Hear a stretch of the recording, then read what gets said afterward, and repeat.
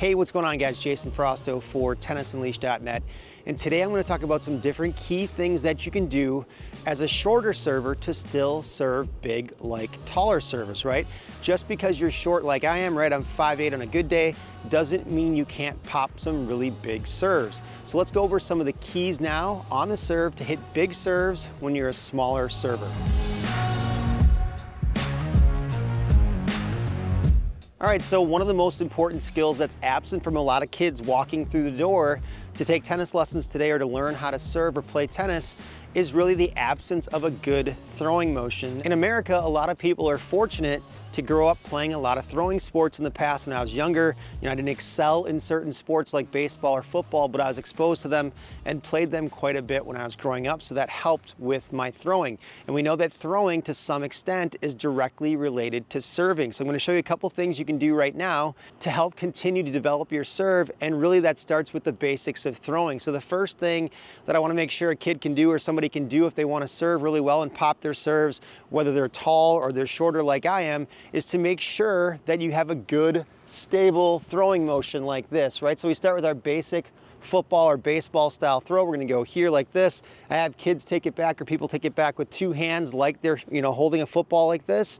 We come from this position, we're going to go here, and we're just going to try to throw into the service box from this position, and again here, and just getting a feel for it. If I go across the baseline, no big deal. I'm just trying to get a feel for throwing and getting that arm to come through in a really relaxed way, and aiming for the service box when I do this drill. Super basic drill, right? But a lot of kids or a lot of people come out and they can't perform this motion, and doing this like this, and we'll just do one more real quick. Just like so. And the other reason I really want people to be able to throw well, right, and do this motion really well is not just because it's somewhat related to serving, but it's also because of your non-dominant arm, or your left arm for a righty, your off arm. And the key on the serve is that I'm able to use two hands at this point, right, like I'm throwing a football, but the off arm also plays a critical role on serving and also on forehands. But on serving, where we want that off arm to kind of come and tuck in and help our body to rotate. And if you don't know how to throw well, right, you don't know how to do this, you really can struggle on your serve with two problematic areas. And the biggest one that I see, a lot of times people have an arm that kind of comes in and they do kind of a pretzel. And then the second one is where people try to throw and they have sort of this dead arm position like this. So being able to throw even at an intermediate type level is really important for the use of the off arm and the rotation on the serve. So now we'll go into the second part of the throwing stage. And the second part of the throwing stage is not just going to be throwing straight ahead, right?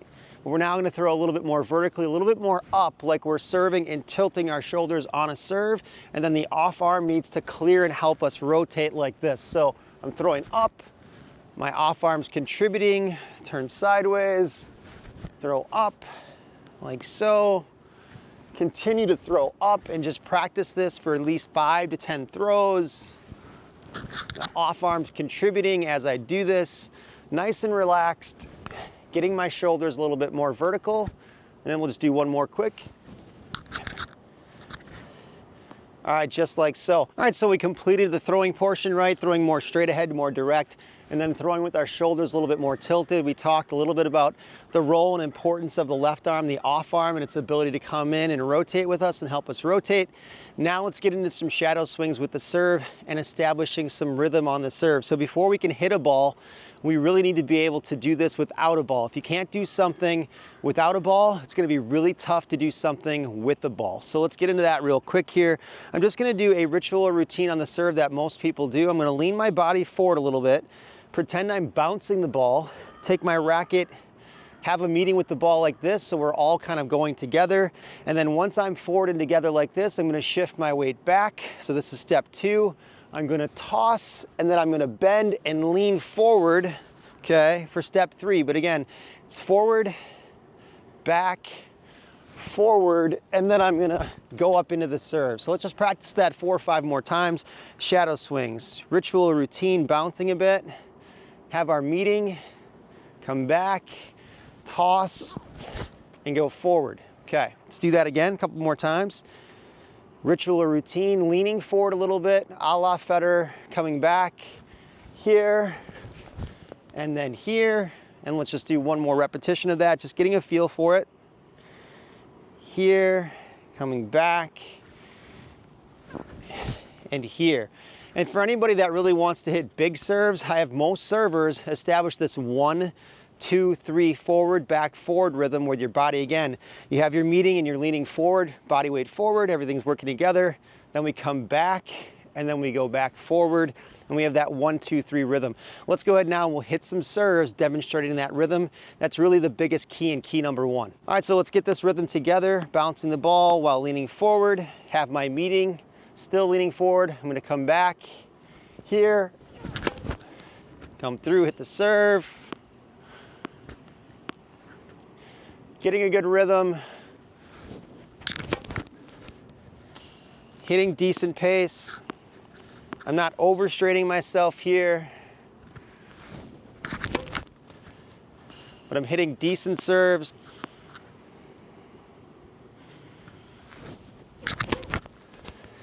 And coming through. And the next big key to popping your serve when you're a shorter server, right, it is the contact point itself and where that contact should be, especially as a shorter server. What I'm typically looking for is the racket head to line up roughly with the shoulder at contact with the ball. I don't want to see contact points that are over here on first serves, and I don't want to see contact points that are too far over here. I want a consistent contact here, because from this position right here, I can either hit a really good slice serve from this position with big pace, or I can flatten out if I really want to from this position. But as a shorter serve, a lot of the times I'm not gonna use a ton of flat serves. It's gonna be a lot of hard slices. But again, the key here is really the contact being a little bit more in line with the shoulders. And the reason I'm really looking for this contact position right here, right, is if I'm throwing a ball, right, or football, baseball, anything, you throw from about here, right? You don't throw from over here. And the reason you don't throw from a position like this is because power doesn't exist at the level that it does at this position right here. Our natural throwing position should also be our natural contact position in the left to right space in the air like this. This is where the power exists.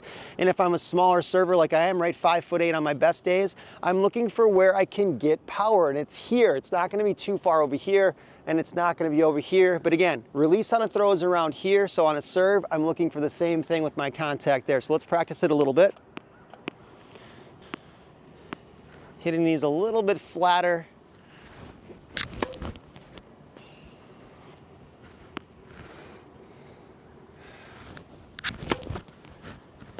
These are flatter serves, trying to really pop them.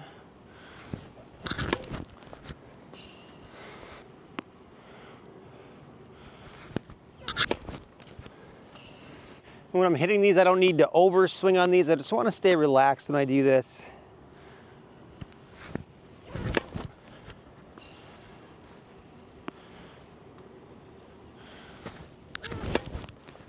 Coming through nice and easy.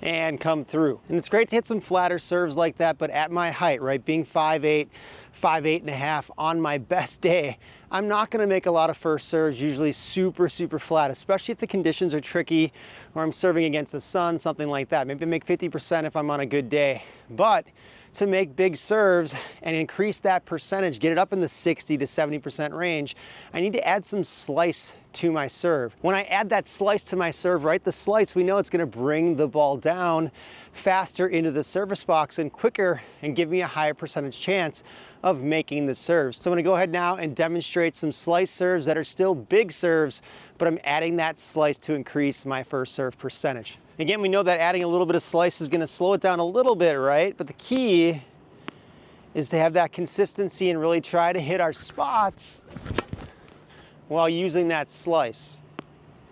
It's still a hard serve, but I'm trying to hit corners a little bit closer to set up easier +1s on the first ball of the point. Missing a little bit on the wide ones there. Okay, all right, so that wraps it up for this video on how to still serve big, right? Some of the keys technically to still serve big, even if you're a shorter server like I am, right? I'm not tall, I'm 5'8", 5'8.5". On my best days, I'm short by any standard in tennis, but I can still pop my serve and understand the keys to doing that. So again, make sure you establish rhythm on your serve, right? Make sure you're hitting a little bit more to your right on the serve, like you were releasing a throwing situation. And then also, if you're a shorter server, doesn't hurt if you add a little bit of slice while you're still trying to pop those serves and hit those serves to the corner, so they're still big, but they're placed really well. I'm Jason Frausto for TennisUnleashed.net. If you guys found this video helpful today, or you feel like you learned something, make sure you hit that like and subscribe button. I'll see you next time.